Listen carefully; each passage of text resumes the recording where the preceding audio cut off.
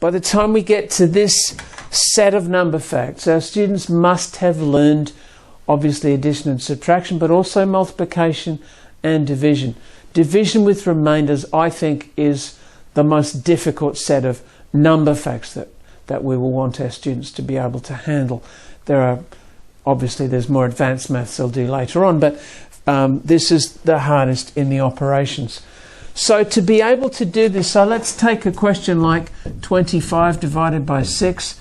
To be able to do this, not only do the students have to remember all the multiples of 6, but know them so well they can find the one that is next below this number, the multiple that's been multiplied by the 6, and then how many are left over. So there's about 3 steps here just to get the answer. So one way to show this, because there isn't really a strategy for doing this except remembering the facts. So there's no manipulation we can do. There's no way of, somehow doing something to the numbers as there is with some of the other strategies. With this one, you just have to know them.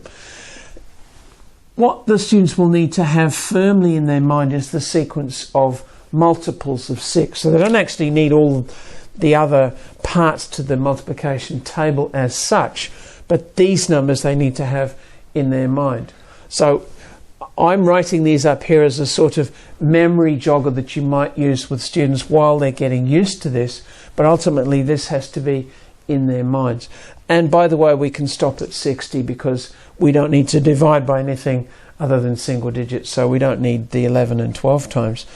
So looking at a question like this, we want the students to be able to think to themselves, what is the biggest number in this list? That's less than 25. Of course, it's 24.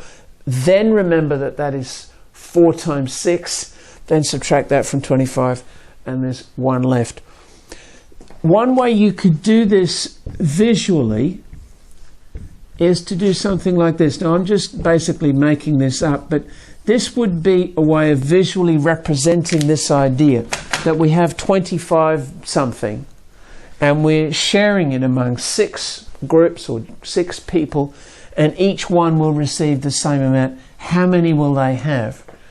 And so we want the students to be able to think for themselves, well, if we just give everybody 1, that's not enough. If we give them 2, that's only going to be 12, So ultimately we want a student to be able to say, well, that's 4, so we can write 4 in each one, and then say, how many is that? 4 times 6 is how much? 24. How many are left over after we've taken those away? Obviously there's 1 left, and so the answer is 4, remainder 1.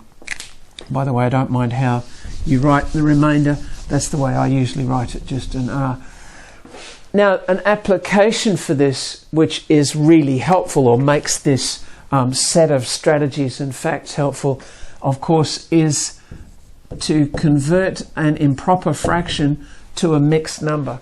And that could be the result of lots and lots of different sorts of operations and problem solving and so on. We might have been adding common fractions or multiplying them, or quite a range of different things. 25 sixths is the same as 25 divided by 6. What's the answer going to be? Of course, it's going to be 4 wholes, because 4 sixes are 24, and there's 1 left. And so as a fraction, of course, we write that as 1/6. So that's it for this video. I hope this has been useful, and I'll talk to you next time.